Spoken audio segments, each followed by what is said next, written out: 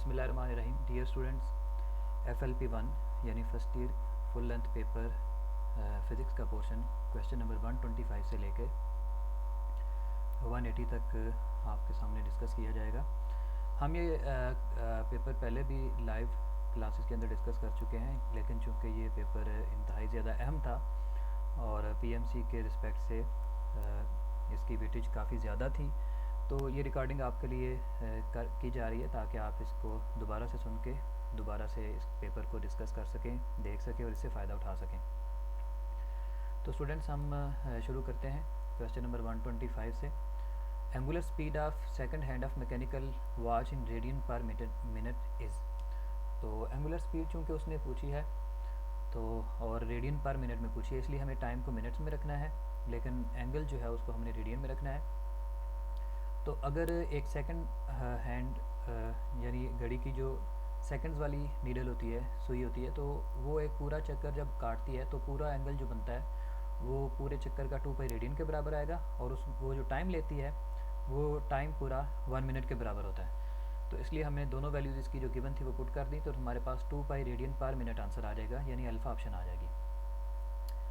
126 देखें। The acceleration of a motor car is 8 metre per second square if the diameter of its wheel be 2 metre. अगर diameter 2 metre है तो definitely उसका radius 1 metre होगा।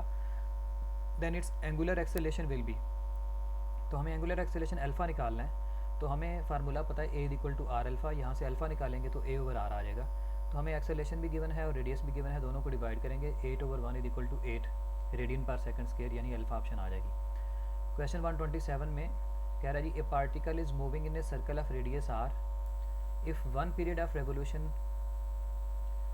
इन one period of revolution its displacement and distance covered r।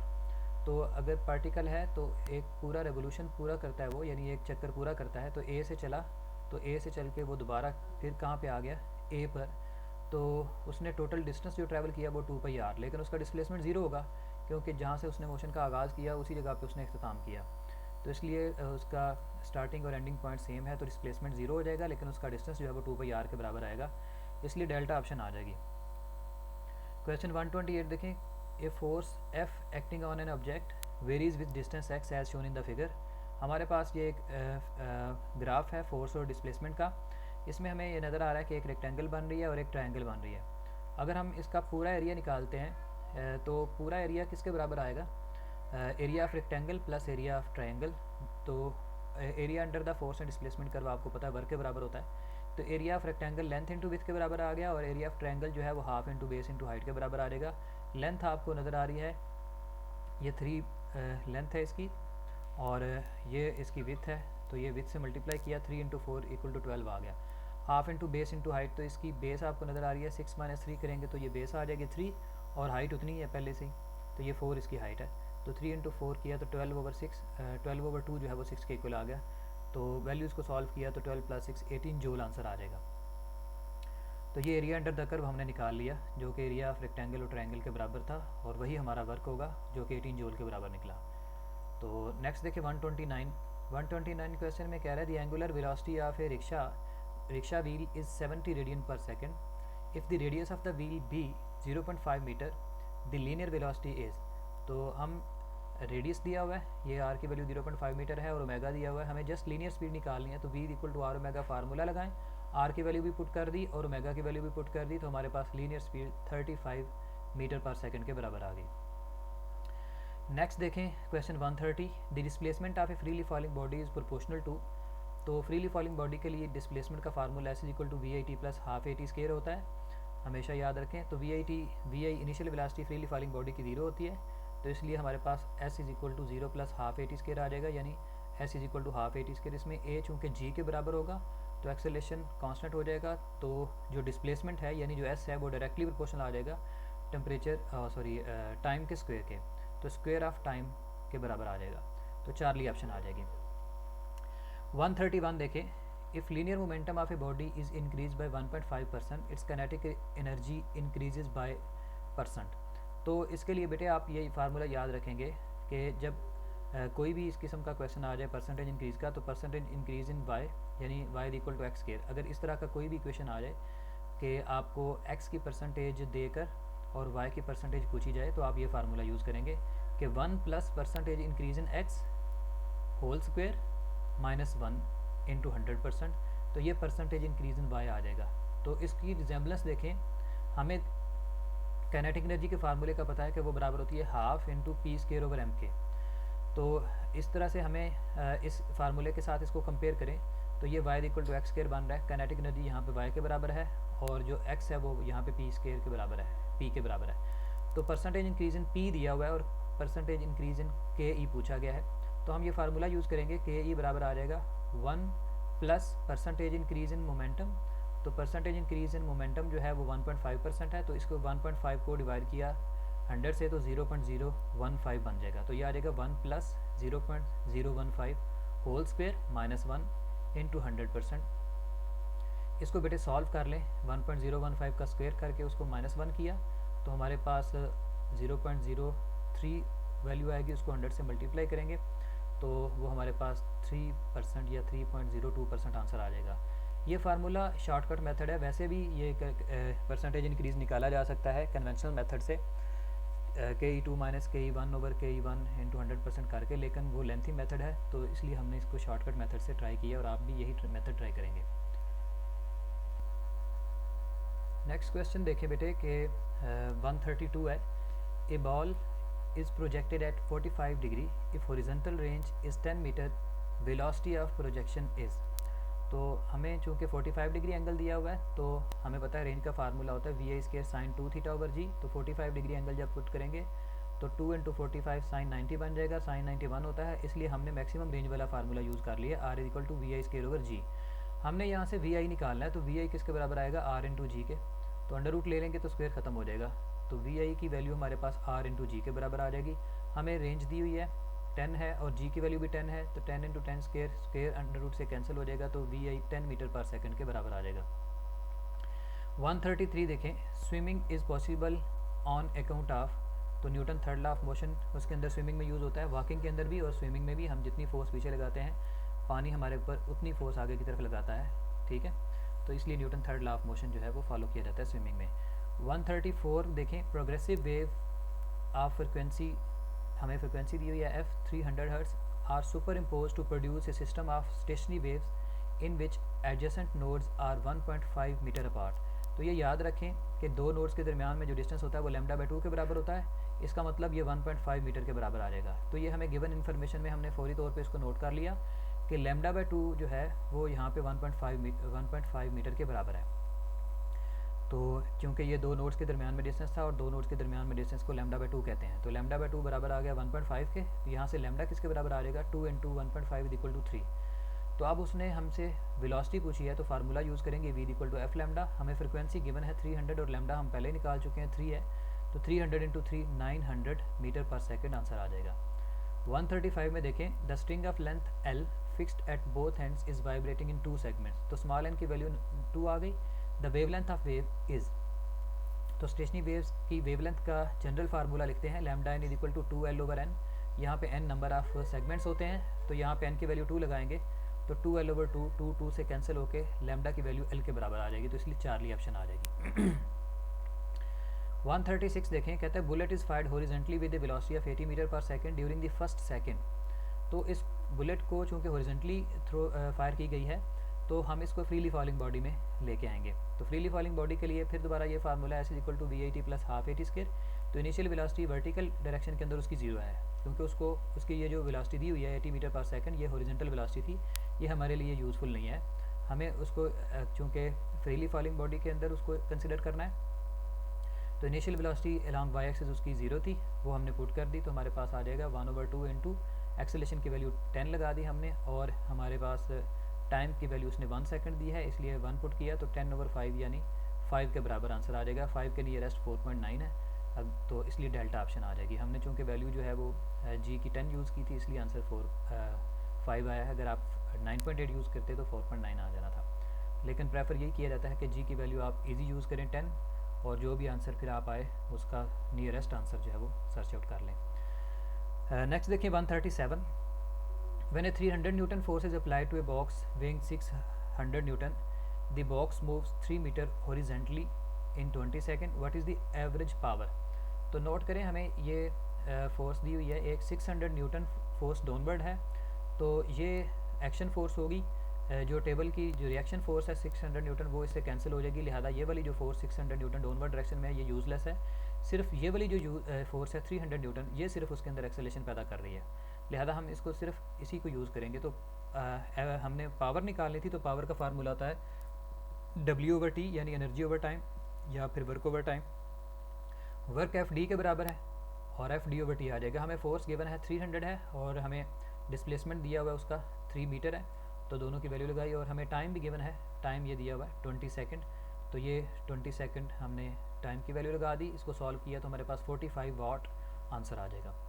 138 देखें, a body is projected eight an angle of 30 degree with the horizontal with kinetic energy E, the kinetic energy at the top most point is. तो हमें ये projectile motion के अंदर highest position पे kinetic energy का formula पहले ही known होना चाहिए, फिर ही हम इसको कैलकुलेट कर सकते हैं आसानी के साथ। तो ये अगर नहीं नोन तो आप ये इसको नोट कर लें कि kinetic energy at the highest position या फिर टॉप मोस्ट पोजीशन बराबर होती है KEI, यानी initial kinetic energy into cos square theta. या हमें उसने इनिशियल काइनेटिक एनर्जी E की फॉर्म में दी हुई है और एंगल थीटा जो है वो 30 डिग्री दिया हुआ है। हम वैल्यूज़ लगाएंगे, E इंटू कॉस 30 √3/2 होता है। आप जब इसका स्क्वायर करेंगे तो वो 3/4 के बराबर आ जाएगा, इसलिए डेल्टा ऑप्शन आ जाएगी।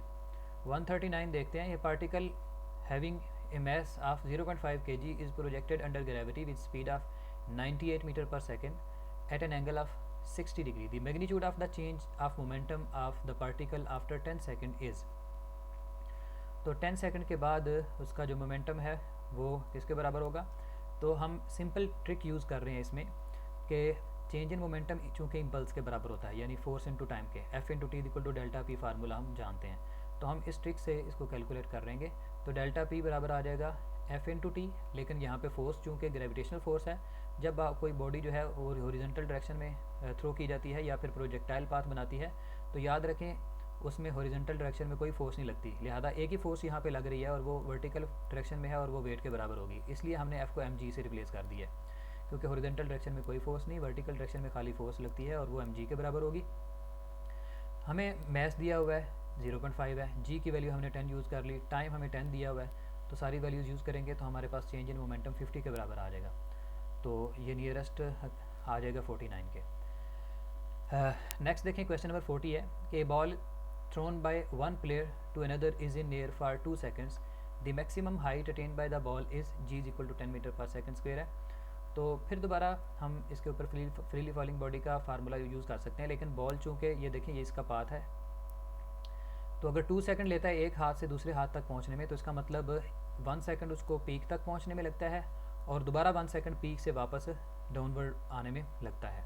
इसलिए हम इसको लेट से कि फ्रीली फॉलिंग बॉडी ले लेते हैं, यहाँ से लेकर इस जो उसका सेकंड पाथ बन रहा है इस पोजीशन से लेकर उसका यहाँ तक पहुँचने में, तो यहाँ पे फिर हम उसको कंसिडर कर लेते हैं कि उसकी इनिशियल वेलोसिटी जो है वो 0 है वर्टिकल डायरेक्शन में।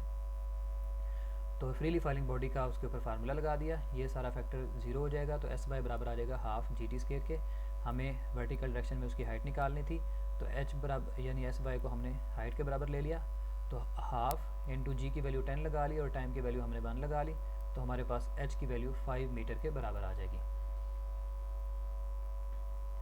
जी बेटे नेक्स्ट देखिए 141 question, which of the substances A, B और C has the highest specific heat, the temperature time graph is.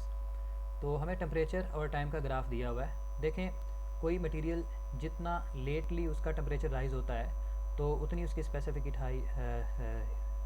Heat capacity जो है वो ज़्यादा होती है। मिसाल के तौर पे वाटर है तो उसका टेम्परेचर सबसे देर से बढ़ता है, तो इसलिए उसकी स्पेसिफिक हीट सबसे ज़्यादा होती है। तो इसका मतलब हम अगर एक ही टाइम लेते हैं सब के लिए, देखें यहाँ से लेकर यहाँ तक हमने एक ही टाइम लिया और इस टाइम को ऊपर एक्सटेंड किया, तो C को वो यहाँ पे कट कर रहा है, यानी इसका टेम्परेचर सबसे कम इंक्रीज़ हुआ है, और फिर इसका हमने कट किया तो ये उसके ऊपर इसका टेम्परेचर उससे ज़्यादा है, इसको आप देखते हैं तो इसका टेम्परेचर और ज़्यादा इंक्रीज़ करेगा।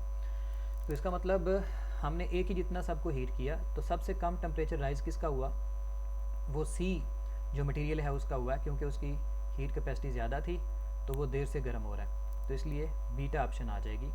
ठीक है कि एक ही जितनी क्वांटिटी हीट की हमें दी गई है हमने दी है, लेकिन सबसे कम टेम्परेचर किसका राइज़ हुआ, तो जितना कम टेम्परेचर राइज़ होगा इसका मतलब हीट एब्जॉर्प्शन कैपेसिटी उसकी ज़्यादा है, इसलिए बीटा ऑप्शन आ जाएगा, यानी सी वाला जो ग्राफ है उसकी हीट कैपेसिटी सबसे ज़्यादा है। नंबर देखिए 142 में देखें, कहता है जी, नेक्स्ट क्वेश्चन देखें बेटे 142 में कह रहा है कि एक car moving with speed of 50 kilometre per hour can be stop by brakes after at least of 6 metre if the same car is moving at speed of 100 kilometre per hour the minimum stopping distance is. तो हमें ये data दिया हुआ है, पहले भी speed दी हुई है और डिस्टेंस दिया हुआ है, फिर दोबारा फिर हमें स्पीड और टाइम के डिस्टेंस के बारे में पूछा गया है। तो हमें हमारे पास दो सेट्स बन जाएंगे डाटा के एक ही जैसे, लेकिन हम इसमें यूज़ करेंगे equation 2as is equal to v f square minus v a square. तो चूँकि फाइनल स्पीड दोनों केसेस के अंदर ज़ीरो हो जानी है, तो 2as बराबर आ जाएगा माइनस वी ए स्केयर के। इस कंसेप्ट को यूज़ करें तो हमारे पास एक्सेलेरेशन यहाँ पे दोनों केसेस में चूँकि कांस्टेंट बोला गया है इसको, तो इसलिए s प्रोपोर्शनल आ जाएगा किसके, वी ए स्केयर के। तो इस कंसेप्ट को यूज़ करें तो हम लिख सकते हैं इक्वेशन कि S1 over S2 is equal to V1 square over V2 square, यानी ये इक्वेशन बन जाएगी S1 over S2 is equal to V1 square over V2 square. तो अब यहाँ पे S2 निकालना है आपने, तो S2 बराबर आ जाएगा S1 into V2 square over V1 square. तो हमें वैल्यूज़ गिवन है, S1 जो है वो 6 दिया हुआ है, V2 जो है वो 100 दिया हुआ है और V1 जो है वो 50 दिया हुआ है। इनको सॉल्व कर लें तो हमारे पास S2 24 मीटर के बराबर आ जाएगा। तो ये आइडिया था इसके अंदर, हम किस तरह से इक्वेशंस को फॉर्म करते हैं, ये आपने देख लिया। नेक्स्ट देखिए 143 कहता है two bodies A and B having the masses in the ratio 1/4 having kinetic energy in the ratio 4/1 the ratio of the linear momenta of A and B is. तो देखिए हमारे पास ये रिलेशन है मोमेंटम का, कि मोमेंटम बराबर होता है √2m/ke के। तो इस रिलेशन को यूज़ करते हैं तो हमारे पास ये इक्वेशन सेट होती है P1 ओवर P2 बराबर आ जाएगा √2m1ke1 ओवर √2m2ke2, 2 से कैंसिल कर दें तो हमारे पास m1 over m2ke1 over ke2 relation बनता है। अब हमें रेशो दिए हुए है m1 ओवर m2 की जो रेशो है ये देखें वो 1/4 के बराबर है, और ke1 ओवर ke2 की जो रेशो है वो 4/1 के बराबर है। तो दोनों को पुट करें तो हमारे पास 1 आंसर आता है। नेक्स्ट देखिए 144 में कहता है water is pouring down from A waterfall at the rate of 75 kg पर सेकेंड, यानी एक 1 सेकेंड टाइम दिया हुआ है और मैस दिया हुआ है 75 kg on the blades of a turbine. If the height of the fall be 100 metre then power deliver to the turbine is nearly. तो इसमें पावर का फार्मूला यूज़ करेंगे पोटेंशियल एनर्जी ओवर टाइम। तो potential energy किसके बराबर आ जाएगी, mgh। यहाँ पे चूँकि फ्रीली फॉलिंग वाटर है तो इसलिए हम उसके लिए एनर्जी का फार्मूला पोटेंशियल एनर्जी के बराबर लेंगे। तो टाइम हमें 1 सेकंड है, मैस की वैल्यू 75 है, जी की वैल्यू 10 है, एच की वैल्यू 100 है। सारी वैल्यूज़ पुट करें तो हमारे पास 75,000 वाट यानी 75 किलो वाट पावर आ जाएगी। 145 देखें, a simple harmonic oscillator has a period of 0.01 second and an amplitude of 0.2 metre. The magnitude of the velocity in metre per second at the centre of oscillation is. तो ये formula है हमारे पास velocity निकालने का, v equal to omega √x0 square minus x square. चूँकि centre पे निकालनी थी तो x की वैल्यू हम 0 लगाएंगे तो हमारे पास फार्मूला आ जाएगा v equal to omega x0। अब ओमेगा की वैल्यू 2π/t पुट कर दें और x0 की वैल्यू हमें गिवन है तो ये वैल्यूज़ लगा दें तो v हमारे पास आ जाएगा 2π/t। टाइम पीरियड चूँकि 0.1 सेकंड था, 0.01 सेकंड था तो उसको हमने 10⁻⁻² बना दिया और x0 की वैल्यू 0.2 के बराबर थी। तो इन वैल्यूज़ को पुट कर दें तो हमारे पास सॉल्व करने के बाद 40π के बराबर आंसर आ जाएगा। तो मेन हमें फार्मूला था जो हमें यूज़ करना चाहिए था, और वो फार्मूला क्या है, वो है v equal to omega x0। Omega को हमने 2π/t से रिप्लेस किया है। अब क्वेश्चन देखिए 146, in the case of a projectile fired at an angle equally inclined to the horizontal and vertical with velocity v the horizontal ranges. तो उसने बोला कि वर्टिकल और हॉरिजॉन्टल में बराबर एंगल बन रहा है, तो डेफिनेटली टोटल एंगल 90 डिग्री का होता है। तो अगर बराबर एंगल बने वर्टिकल के साथ तो हॉरिजॉन्टल के बराबर, तो 45 डिग्री हॉरिजॉन्टल एंगल बनता है और 45 डिग्री ही वर्टिकल एंगल बनता है। तो रेंज फिर हमारे पास बराबर आती है vi square sine 2 theta over g. तो अगर आप हॉरिजॉन्टल एंगल 45 रखते हैं तो साइन 2 45 साइन 90 हो जाएगा, साइन 91 हो जाएगा। तो रेंज बराबर आ जाएगी vi स्क्वायर ओवर जी के बराबर, इसलिए अल्फ़ा ऑप्शन सही होगी, v स्क्वायर ओवर जी आ जाएगा आंसर। 147 देखें, ऐसा यूनिट ऑफ इम्पल्स इज़। तो इम्पल्स के यूनिट न्यूटन सेकंड होते हैं, हमें पता है कि इम्पल्स फोर्स इंटू टाइम होता है, फोर्स के यूनिट न्यूटन, टाइम के यूनिट सेकंड, तो न्यूटन सेकंड आंसर आ जाएगा अल्फ़ा ऑप्शन में। 148 देखें, displacement time graph of a particle executing simple harmonic motion as shown. हमें डिस्प्लेसमेंट टाइम ग्राफ दिया हुआ है और हमसे पूछा गया है the corresponding force time graph of the particle is. तो हमें पता है कि F बराबर होता है माइनस एक्स इंटू के, यानी यहाँ पे नेगेटिव साइन आ जाएगा। तो नेगेटिव साइन क्या शो कर रहा है कि विल इन्वर्ट द ग्राफ।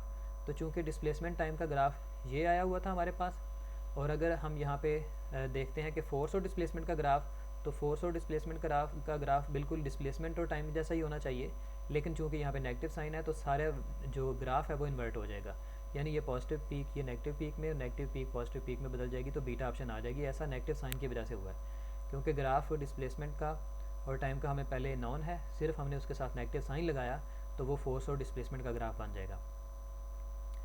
तो नेक्स्ट देखें 149, speed of sound in vacuum. Vacuum में तो साउंड ट्रैवल ही नहीं कर सकता, जिसकी वजह से स्पीड ऑफ साउंड जो है वो 0 के बराबर आएगी, अल्फा ऑप्शन आ जाएगा।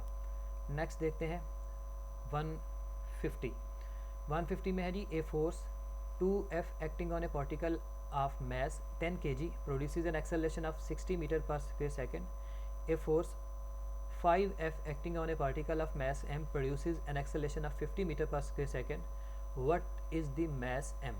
तो हम डाटा को यूज़ करते हैं, हमें F equal to ma formula use करना है। तो फोर्स हमें 2F दी हुई है, मैस हमें 10 दिया हुआ है, एक्सेलेरेशन 60 दिया हुआ है, तो यहाँ से F आ गया 300 न्यूटन। फिर दूसरे डाटा में हमें दिया हुआ है 5F equal to m into 50, यानी फोर्स की वैल्यू 5F आ गई, मैस हमें अननोन था और एक्सेलेरेशन 50 आ गया। तो यहाँ से हमने F की जो वैल्यू पहले निकाली हुई थी 300 न्यूटन, वो यहाँ पे पुट अप कर ली है, तो हमारे पास कैपिटल M यानी मैस की वैल्यू 30 kg के बराबर आ जाएगी। नेक्स्ट देखते हैं 151, a truck takes 20 second to travel the first 80 metre and another 10 second to travel a further 70 metre. What is the average speed? तो देखें, एवरेज स्पीड का फार्मूला हमारे पास है total distance over total time. तो total distance किसके बराबर है? 80 प्लस 70 के बराबर, और टोटल टाइम हमारे पास किसके बराबर है? 20 प्लस 10 के बराबर। तो दोनों को ऐड करके हमने डिवाइड किया तो हमारे पास 5 मीटर पर सेकेंड आंसर आ जाएगा। क्वेश्चन 152 देखें, 3 books X, Y and Z rest on a table, the weight of each book is indicated, the force of book Z on book Y is. तो इसमें देखें बेटे, ये हमारे पास 3 बुक्स हैं। ये ऊपर वाली बुक जो है इसका वेट 4 न्यूटन है, उसके बाद 5 न्यूटन है। तो देखें जो Z वाली बुक है उसके ऊपर कितनी फोर्स लग रही है, तो डेफिनेटली ये दोनों बुक्स उसके ऊपर पड़ी हुई हैं, तो 5 प्लस 4 कर दें, तो टोटल फोर्स जो Z के ऊपर लग रही है वो 9 न्यूटन है। जितनी फोर्स इसके ऊपर लगेगी Z भी उतनी ही फोर्स अपवर्ड डायरेक्शन में लगाएगा, क्योंकि एक्शन और रिएक्शन हमेशा बराबर होते हैं। तो Z भी 5 न्यूटन की फोर्स ऊपर लगाएगा, तो Z is applying 5 Newton force in the upward direction. क्यों? क्योंकि Z के ऊपर दोनों बुक्स मिला के 9 न्यूटन की फोर्स नीचे लगा रही थी, तो Z भी उतनी ही फोर्स ऊपर की तरफ लगाएगा, क्योंकि बैलेंस है, तो इसलिए बीटा ऑप्शन आ जाएगी 9 न्यूटन। 153 देखें, कहते हैं फोर्स ऑफ 2500 न्यूटन, यानी F दिया हुआ है, acts on a car for 3 second, यानी हमें टाइम दिया हुआ है। It change the velocity of car from 15 metre per second, यानी ये इनिशियल स्पीड थी, to final speed 20 metre per second, तो यानी ये VF आ गया। The mass of car is, तो हमें मैस निकालना है, मैस के लिए ये फार्मूला है F ओवर A, लेकिन एक्सेलेरेशन हमें डायरेक्टली गिवन नहीं है, इसलिए हम एक्सेलेरेशन का फार्मूला लगा देंगे VF minus VI over T। तो M की वैल्यू हमारे पास आ जाएगी, F की वैल्यू भी गिवन है, VF की वैल्यू भी गिवन है, VI की वैल्यू भी गिवन है, और टाइम की वैल्यू भी गिवन है। सारी वैल्यूज़ हमने पुटअप की, इसको सॉल्व किया, तो हमारे पास मैस आ जाएगा 1500 kg के बराबर। नेक्स्ट क्वेश्चन देखिए 154, if direction of motion of body does not change, the distance S and displacement D are related by. तो फिर डिस्टेंस और डिस्प्लेसमेंट बराबर हो जाते हैं अगर डायरेक्शन ऑफ मोशन चेंज नहीं होती, इसलिए चार्ली ऑप्शन आ जाएगी। 155 देखें, what is the velocity of the bob of a simple pendulum at its mean position if it is able to rise to vertical height of 10 centimetre. किसी भी बेटे freely falling body के लिए मैंने आपको बताया हुआ है जो वेलोसिटी का फार्मूला है वो √2gh के बराबर रहेगा, बेशक वो पेंडुलम ही क्यों ना हो, बेशक वो पानी क्यों ना हो, बेशक वो सॉलिड बॉडी ही क्यों ना हो। इसलिए हम इसका फार्मूला यूज़ करेंगे, v equal to √2gh, g की वैल्यू हम 10 ले लेंगे, हाइट हमें उसने 10 सेंटीमीटर दी हुई है, तो 10 × 10⁻² आ जाएगा। ये -2, ये भी +1, ये भी +1, ये आपस में कैंसिल हो जाएंगे, खाली पीछे √2 बचेगा। √2 जो है 1.4 के बराबर होता है, इसलिए चार्ली ऑप्शन आ जाएगी 1.4 मीटर पर सेकेंड। 156 देखें, block and tackle system of pulleys is used to raise a load of 500 Newton through a height of 20 meter. The work done against friction is 2000 joule. Calculate the work done by the effort. तो यहाँ पे असल में दो किस्म के work हो रहे हैं, एक फ्रिक्शन के अगेंस्ट में होगा और एक अप्लाइड वर्क होगा, लिहाजा टोटल वर्क जो होगा वो W1 प्लस W2 के बराबर आ जाएगा। W1 जो है वो FD के बराबर होगा और W2 जो है वो हमें दिया हुआ है, फ्रिक्शन का वर्क जो है वो W2 हम ले रहे हैं, ये फ्रिक्शन का वर्क है तो वो 2000 जूल के बराबर है। तो W1 जो अप्लाइड वर्क है उसके लिए हमें फोर्स और डिस्प्लेसमेंट दिए हुए हैं, तो फोर्स 500 है और डिस्प्लेसमेंट जो है यानी जो हाइट है वो 20 है, दोनों को मल्टीप्लाई किया 10,000 आ जाएगा। 10,000 में 2000 ऐड करेंगे तो 12,000 जूल आंसर आ जाएगा। 157 देखें, the diagram shows A block of would resting on A sloping board which arrow shows the direction of the gravitational force acting on the block.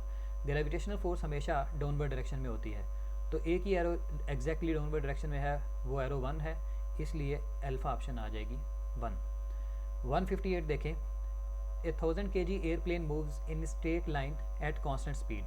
जहाँ पे भी स्पीड कांस्टेंट हो जाती है तो नेट फोर्स 0 हो जाती है, इसलिए हमें आगे देखने की जरूरत नहीं है। The force of air friction is 1800 newton, the net force on the plane will be 0। Net force हमेशा तब 0 हो जाती है जब कोई भी बॉडी कांस्टेंट स्पीड से मूव करती है। नेक्स्ट देखते हैं 159, if initial velocity of projectile is double then which is correct. तो असल में हमें रेंज का भी फार्मूला पता है, वो इसके बराबर है, उसमें VI स्क्वायर आ रहा है। हाइट का भी फार्मूला पता है, वो उसमें भी VI स्क्वायर आता है, और टाइम का भी फार्मूला पता है, उसमें VI का स्क्वायर नहीं आता। तो इसका मतलब अगर आप इनिशियल वेलोसिटी डबल करेंगे तो रेंज जो है वो 4 टाइम इंक्रीज़ करेगी, हाइट भी 4 टाइम इंक्रीज़ करेगी, लेकिन टाइम 2 टाइम इंक्रीज़ करेगा, इसलिए डेल्टा ऑप्शन आ जाएगी। जी बेटे 160 क्वेश्चन पे आ गए हम।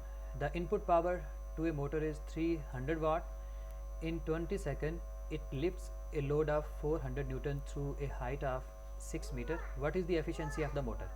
तो एफिशिएंसी ऑफ मोटर किसके बराबर होगी, आउटपुट ओवर इनपुट। तो आउटपुट यहाँ पे असल में पावर की फॉर्म में है, तो इसलिए पावर का फार्मूला लगाएंगे एनर्जी ओवर टाइम। तो लेकिन चूँकि यहाँ पे एनर्जी पोटेंशियल एनर्जी के बराबर है, इसलिए हम लिख देंगे mgh/t। तो ये आउटपुट पावर का सारा फार्मूला बन गया। इनपुट पावर हमें डायरेक्टली गिवन थी 300, तो इसलिए हमने इसको यूज़ कर लिया। एज सच हमें मैस गिवन है 400, हमें ओवरऑल हमें mg की वैल्यू गिवन है, मैस की बजाय हमें mg पूरा फैक्टर गिवन है, वो 400 न्यूटन के बराबर है, इसलिए mg पूरी वैल्यू की जगह पे 400 आ जाएगा। और हाइट की जो वैल्यू है वो 6 के इक्वल है, वो 6 लगा दी। टाइम की वैल्यू हमें 20 गिवन है, तो ये सारी वैल्यूज़ पुट करने के बाद हमारे पास आंसर आ जाएगा 40%। तो ये हमारे पास सारा इसको सॉल्व कर लिया और हमारे पास 40% आंसर आ गया। जी नेक्स्ट देखें, क्वेश्चन 161 है, the angular velocity of a wheel increase from 100 revolution per second to 300 revolution per second in 10 second. The number of revolutions made during that time is, तो हम ये फार्मूला यूज करेंगे, theta is equal to delta omega into t. तो delta omega कितना आ रहा है कि 300 माइनस 100 करेंगे तो 200 आ जाएगा, और टाइम हमें 10 सेकंड दिया हुआ है, तो 200 इंटू 10 मल्टीप्लाई होकर 2000 नंबर ऑफ़ रेवोल्यूशंस आ जाएंगे। यानी ये जो नंबर ऑफ़ रेवोल्यूशंस थे उसको हमें थीटा से रिप्रेजेंट करना था। तो इसमें ये बस ख्याल रखना था कि हम कोई नंबर ऑफ़ रेवोल्यूशन जो है उसके लिए सिंबल कौन सा यूज़ करेंगे, तो वो थीटा यूज़ होगा। नेक्स्ट देखते हैं 162 में देखें, the force required to move a body of mass 1 kg with velocity 10 metre per second along a circular path of radius 0.1 metre is. तो जस्ट सिंपल हमें ये डाटा दिया हुआ है सेंटीमीटर फोर्स का, तो हम उसका डाटा यूज़ करते हैं और उसका फार्मूला यूज़ करते हैं। मैस, वेलोसिटी और रेडियस दिए हुए हैं, वैल्यू पुट करें तो हमारे पास 1000 न्यूटन आंसर आ जाएगा। 163 देखें, a bicycle wheel of radius 0.70 metre is turning at an angular speed of 6.3 radian per second as it rolls on a horizontal surface without slipping. What is the linear speed of the wheel. Just हमें linear speed पूछी है, v equal to are omega, formula use करें। R भी दिया हुआ है, omega भी दिया हुआ है। आर की वैल्यू 0.7 है, ओमेगा की वैल्यू 6.3 है, दोनों को मल्टीप्लाई करने से 4.41 मीटर पर सेकंड आंसर आ जाएगा। नेक्स्ट देखिए 164, if the acceleration displacement graph of simple harmonic motion of a particle is given then the time period of the particle will be. तो हमें इसमें थोड़ा सा ट्रिक यूज़ करना है। हमें फार्मूला पता है कि ए बराबर होता है minus omega square into x के। यहाँ से अगर आप नेगेटिव साइन को नेगलेक्ट भी कर देते हैं तो आप देखेंगे कि ओमेगा स्क्वायर किसके इक्वल आएगा, वो ए ओवर एक्स के बराबर होगा। तो हमें ये ए ओवर एक्स का ग्राफ दिया हुआ है, इसका मतलब अगर आप ए ओवर एक्स ग्राफ की स्लोप निकालते हैं तो वो ओमेगा स्क्वायर के बराबर आएगी। लेकिन यहाँ पे हमें स्लोप गिवन है। कैसे गिवन है? क्योंकि हमें एंगल दिया हुआ है, एक्स एक्सिस के साथ एंगल कितना बन रहा है 45 डिग्री, और आपको पता है जो स्लोप होती है वो टेंजेंट थीटा के बराबर होती है, इसलिए हमने स्लोप को बराबर रख दिया टेंजेंट थीटा के। थीटा यहाँ पे 45 है, तो टेंजेंट 45 निकाला तो वो 1 आ गया। इसका मतलब हमें इस ग्राफ की जो स्लोप थी, जो कि असल में किसके बराबर थी, ओमेगा स्क्वायर के, तो ओमेगा स्क्वायर यहाँ पे 1 आ गया। तो अगर आपने ओमेगा निकालना है तो अंडर रूट ले लें दोनों साइडों पे, ओमेगा 1 आ जाएगा, और ओमेगा 2 पाई ओवर टी के बराबर होता है। तो अगर ओमेगा 2 पाई ओवर टी के बराबर रखा जाए तो टी की वैल्यू 2 पाई के बराबर आती है, तो इसलिए हमारा आंसर आएगा अल्फ़ा ऑप्शन 2 पाई के बराबर। तो इसमें ट्रिक ये था कि हमें इस ग्राफ की स्लोप का पता होना चाहिए था कि स्लोप जो है वो किसके बराबर आएगी, वो ए ओवर एक्स के बराबर आएगी, और ए ओवर एक्स फर्दर किसके बराबर होता है, वो ओमेगा स्क्वायर के बराबर होता है। इसलिए हमने ओमेगा स्क्वायर को स्लोप के बराबर ले लिया, और स्लोप हमें एंगल की शक्ल में गिवन थी, उसको हमने यूज़ कर लिया। नेक्स्ट देखते हैं, नेक्स्ट क्वेश्चन 165 में देखें, the graph shown below the variation of displacement with time for a particle moving with simple harmonic motion, which one of the following correctly gives the value of the frequency and amplitude of the motion। तो हमें frequency निकालनी है और amplitude निकालना है। Amplitude तो नज़र आ रहा है, मैक्सिमम पीक कहाँ तक जा रही है, वो 2 तक जा रही है, इसलिए एम्पलीट्यूड 2 हो गया। लेकिन फ्रिक्वेंसी के लिए हमें ये फार्मूला यूज़ करना होगा, रेसिप्रोकल ऑफ टाइम पीरियड। तो चूँकि ये टाइम पीरियड है इस साइड पे, तो हमें एक पूरी वेव का टाइम पीरियड लेना है, यहाँ से लेकर यहाँ तक पूरी वेव बन रही है, तो इसके दरमियान में गैप देखें तो वो 20 माइक्रो सेकेंड का है। तो इसलिए हमारे पास टाइम पीरियड कितना है, 20 माइक्रो सेकेंड। तो ये 40 माइनस 20 किया तो 20 आंसर आ गया। तो टाइम पीरियड की वैल्यू 20 माइक्रो सेकेंड पुट करके इसको सॉल्व करें, ये सारी कैलकुलेशन आपके सामने आए, तो हमारे पास 50 × 10⁻³ हर्ट्ज़ यानी 50 किलो हर्ट्ज़ आंसर आ जाएगा जी। नेक्स्ट देखिए 166, a machine part is undergoing simple harmonic motion with the frequency of 5 Hz and amplitude of 1.8 centimeter. How long does it take the part to go from x is equal to 0 to x is equal to minus 1.8 centimeter? इसका मतलब ये main position है, x is equal to 0 जहाँ पे displacement 0 है, और x is equal to minus 1.8 चूँकि उसका एम्पलीट्यूड था, तो इसका मतलब मीन से एक्सट्रीम तक जाने में कितना वक्त लगता है। तो हमें पता है कि वो टाइम पीरियड का 4th पार्ट लगता है। टोटल टाइम पीरियड हम निकालेंगे, उसे 4 से डिवाइड कर देंगे, तो ये हमारा टाइम होगा। यानी हमें स्मॉल टी निकालना था, और वो किसके बराबर था, वो कैपिटल टी ओवर 4 के बराबर था।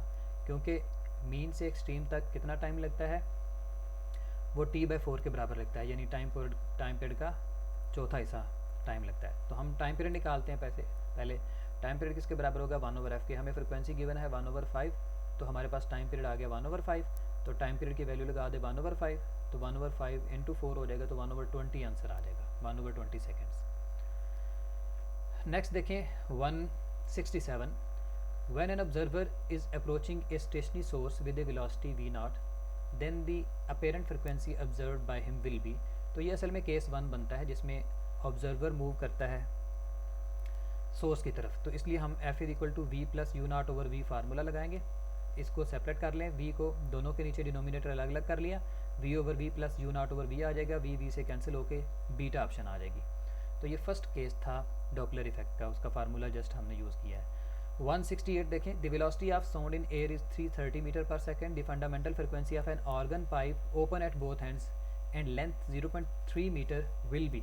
तो फ्रिक्वेंसी का फार्मूला ओपन एंड के लिए v/2l के बराबर है। n की वैल्यू हमने 1 ली है क्योंकि उसने फंडामेंटल फ्रिक्वेंसी पूछी है, इसलिए n की वैल्यू 1 आ जाएगी। तो वेलोसिटी हमें दी हुई है 330 और हमें 2 × लेंथ दी हुई है 0.3, वैल्यू सारी पुट करेंगे तो हमारे पास 550 हर्ट्ज़ आंसर आ जाएगा।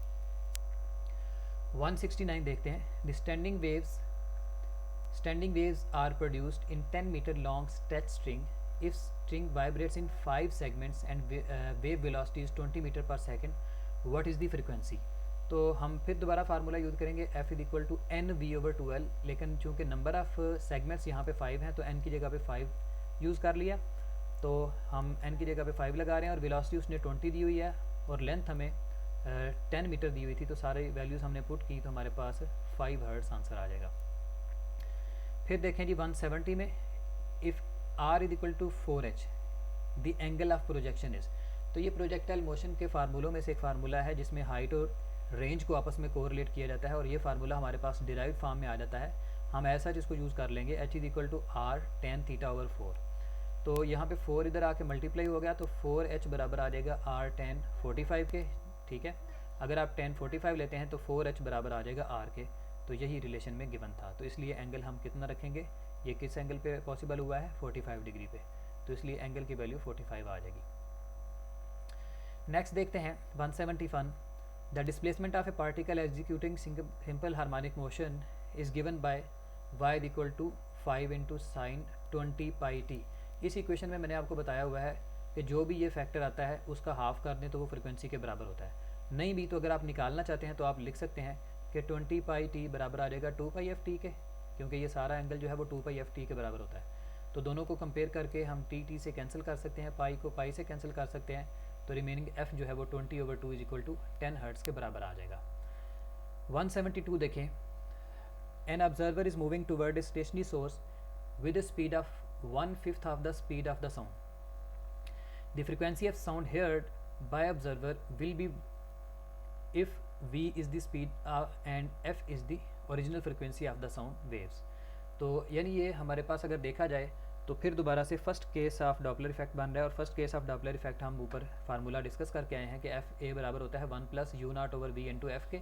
हमें उसने बोला है कि ये u0 जो है, ठीक है, u0 किसके बराबर होता है, ये उसने दिया हुआ है हमें कि it is moving with the 1/5 speed of the sound, तो इसलिए हमने इसको v/5 लिया है। तो 1/5 स्पीड ऑफ साउंड से क्या मुराद है कि हम उसे v/5 के बराबर लेंगे, v से कैंसिल कर देंगे, 1 + 1/5 आ जाएगा। इसको सॉल्व कर लें एलसीएम लेके, तो हमारे पास 6/5 इंटू एफ आ जाएगा।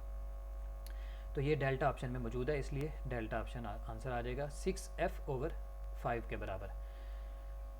173 देखें। ए कार इनिशियली एट रेस्ट यानी इनिशियल वेलोसिटी vi 0 हो गई, ट्रैवल्स 20 मीटर यानी डिस्टेंस दिया हुआ 20 मीटर इन 4 सेकंड यानी टाइम दिया हुआ 4 second along a straight line with constant acceleration. The acceleration of the car is, तो हम ये फार्मूला यूज़ कर सकते हैं, s is equal to vi + ½ at²। Initial velocity चूँकि 0 थी तो हमारे पास एक्सेलरेशन किसके बराबर आ जाएगा 2s/t² के बराबर। हमें डिस्टेंस दिया हुआ है 20 और टाइम दिया हुआ है 4, तो हम वैल्यूज़ पुट करेंगे, हमारे पास सॉल्व करने के बाद 2.5 मीटर पर स्क्वायर सेकंड आंसर आ जाएगा। तो वो 4 ऑप्शन में है। तो नेक्स्ट देखिए 174 में कह रहा है 700 watt heater raises temperature of some water from 20 degree Celsius to 100 degree Celsius in 10 minutes. If specific heat of water is 4200 joule per kg per Kelvin and heat losses are neglected, then mass of water is।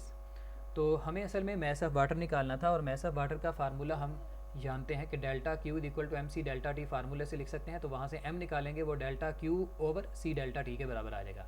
लेकिन हमें delta Q जो है वो directly नहीं given, बल्कि हमें power की form में गिवन था, इसलिए हमने पावर का फार्मूला यूज़ किया एनर्जी ओवर टाइम। यहाँ पे एनर्जी जो है वो थर्मल एनर्जी है, इसलिए हमने एनर्जी को डेल्टा Q से रिप्लेस कर दिया।